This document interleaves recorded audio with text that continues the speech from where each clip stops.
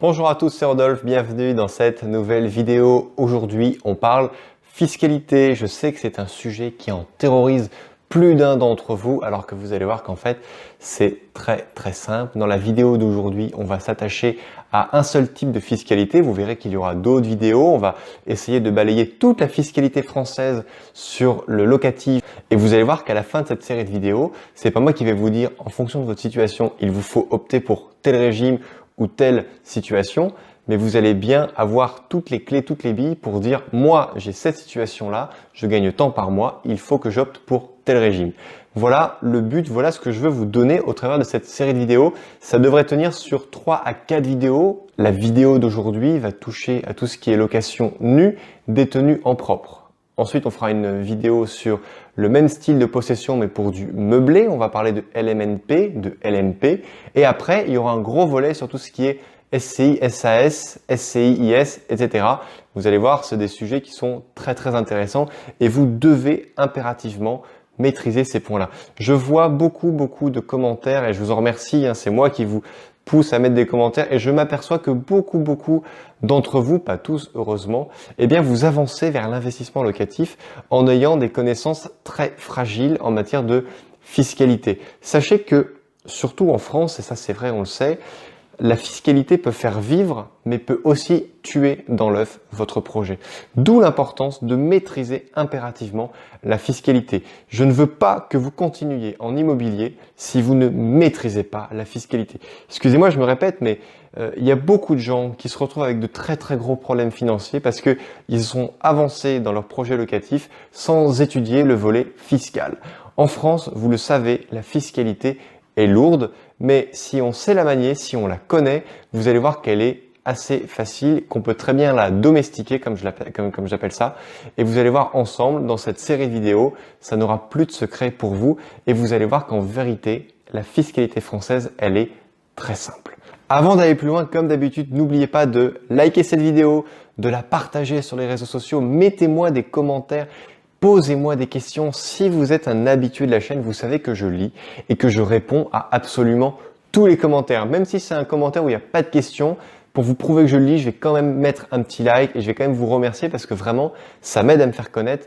Et en me faisant ça, vous continuez à aider d'autres investisseurs intelligents à rejoindre la team et à investir intelligemment pour ne pas tomber dans les écueils comme les écueils qu'on va évoquer dans cette série de vidéos qui sont les écueils fiscaux, parce qu'en France, vous le savez, voilà, je l'ai déjà dit, la fiscalité est importante, mais en même temps, si elle est maîtrisée, elle peut vraiment devenir votre allié, et je vais vous expliquer comment.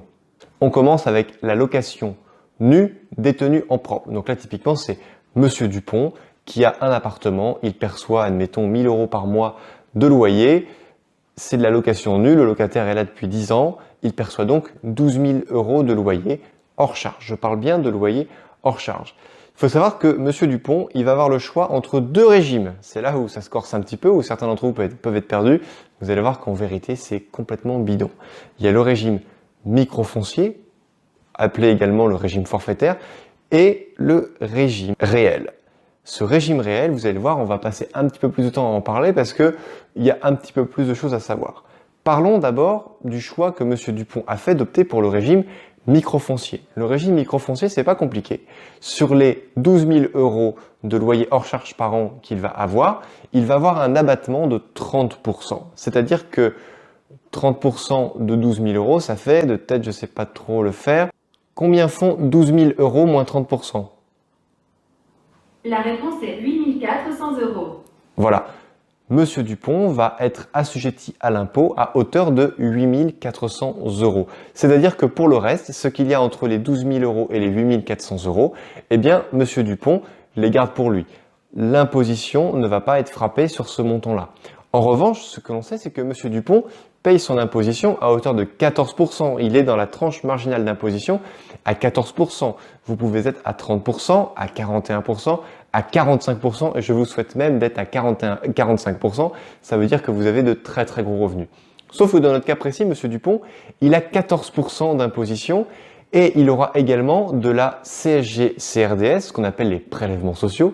Petit rappel, CSG, contribution sociale généralisée, CRDS, contribution au remboursement de la dette sociale. Ce qui veut dire qu'il va payer donc 14% plus 17,2%, ce qui nous fait 31,2% d'imposition sur ces 8 400 euros. Combien font 31,2% de 8 400 euros? La réponse est 2 620 euros et 80 centimes. Dans ce schéma-là, Monsieur Dupont va payer 2 620 euros de fiscalité, prélèvements sociaux inclus, s'il opte donc pour le micro-foncier ou le régime forfaitaire avec son abattement de 30% pour son appartement qui est loué en nu, détenu en propre. Maintenant, Monsieur Dupont, il a aussi le loisir de opter pour le régime réel. Il faut savoir que pour passer au régime réel, déjà, soit vous devez percevoir plus de 15 000 euros hors charge de loyer par an, soit vous percevez moins, mais vous faites le choix d'opter tout de même pour le régime réel.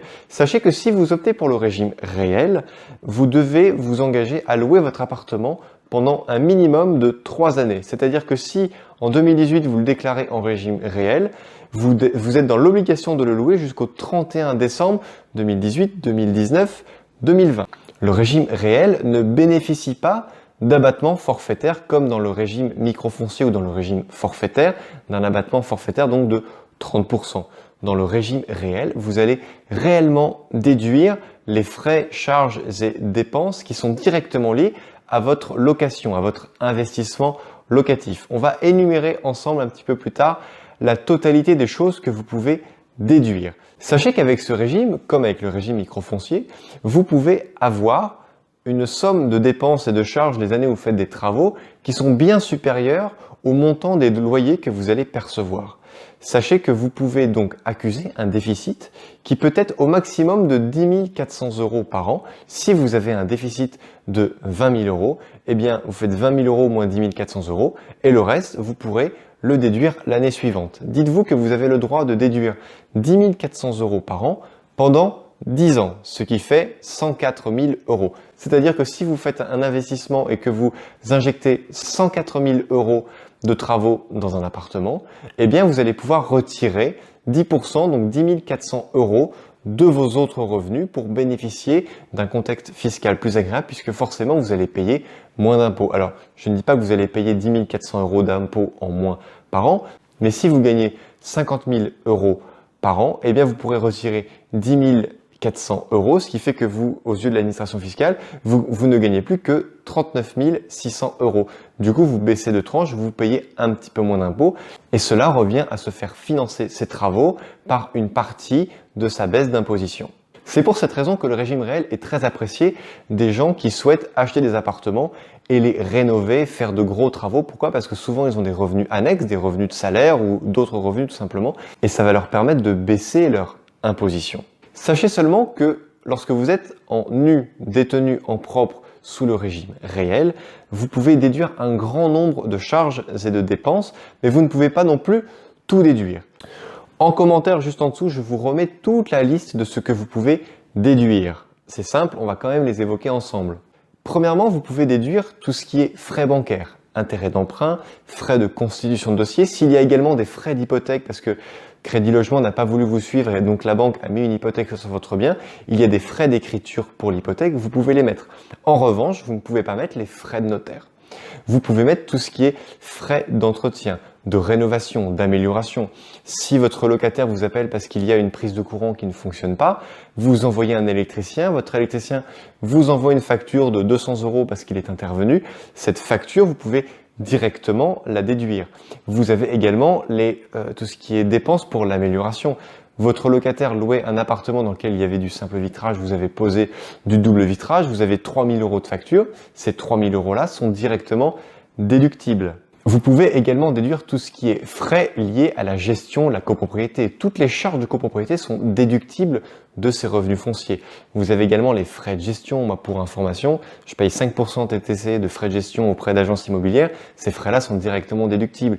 Si vous avez l'assurance propriétaire non occupant, j'espère que vous l'avez parce qu'elle est obligatoire, l'assurance garantie loyer impayé, soit vous optez pour la Visale, celle-ci est gratuite, soit vous optez pour une garantie payante. Tout ceci est déductible. Si vous avez un locataire qui est parti et lorsqu'il est parti, vous ne lui avez pas rendu son chèque de caution parce qu'il vous a rendu un appartement en mauvais état et que vous avez dû faire en plus des travaux pour le remettre à niveau afin de le relouer, ces frais-là sont directement déductibles. En revanche, vous ne pouvez pas, si un jour vous faites 200 km pour aller voir votre appartement, vous ne pouvez pas déduire le carburant, vous ne pouvez pas déduire le restaurant que vous allez vous faire sur place. Vous avez simplement le droit de déduire forfaitairement 20 € pour tous ces petits frais annexes qui vont venir s'ajouter. 20 € par an, entre vous et moi, clairement, on va pas très loin. C'est là la limite un petit peu du régime réel. Également, vous avez les frais de procédure. Si jamais vous partez en contentieux avec un locataire pour le faire partir, eh bien, tout ce qui est avocat, huissier, envoi de lettres, etc., tous ces frais-là sont complètement déductibles. Ce qui veut dire que dans le cas de Monsieur Dupont, admettons, Monsieur Dupont, il a toujours ses 12 000 € de loyer par an, eh bien, il peut déduire tout ce qui est taxe foncière, tout ce qui est taxe sur les locaux vacants, il peut même déduire de l'imposition qui a été faite sur ce bien comme la taxe foncière. C'est ça qui est assez incroyable. Bref, il retire les travaux qu'il a fait, il retire la taxe foncière, il retire les charges de copropriété. Il s'aperçoit qu'il a 5 000 € de charges courantes pour cet appartement. C'est pour ça que il faut que vous puissiez voir en fonction de votre situation s'il y a beaucoup de travaux à faire et de votre situation fiscale à vous, voir s'il vaut mieux opter pour le régime réel ou le régime micro-foncier. Il n'y a pas de règles. Si vous pouvez très bien être un investisseur avec simplement un appartement, vous avez de petits revenus à côté, et bien écoutez, le régime micro-foncier avec l'abattement de 30% peut tout à fait être très suffisant pour vous. Si vous êtes un petit peu plus gourmand, vous pouvez passer au régime réel. En même temps, attention, parce que si vous voulez revendre cet appartement, vous devez vous obliger à le louer pendant 3 ans et le nouveau propriétaire devra également suivre cette directive de le louer pendant 3 ans. Cette vidéo est terminée. On a parlé uniquement donc de la possession d'un appartement qui est loué en nu. On a évoqué ensemble le régime microfoncier, appelé également régime forfaitaire, et le régime réel. Si cette vidéo vous a plu, likez-la, partagez-la, abonnez-vous à la chaîne. Et je vous mets ici, comme d'habitude, 2 vidéos qui suivent le thème d'aujourd'hui. Je vous dis à très bientôt pour une prochaine vidéo. On va parler de fiscalité, de la location meublée. On va parler de la meublée non professionnelle et de la meublée professionnelle.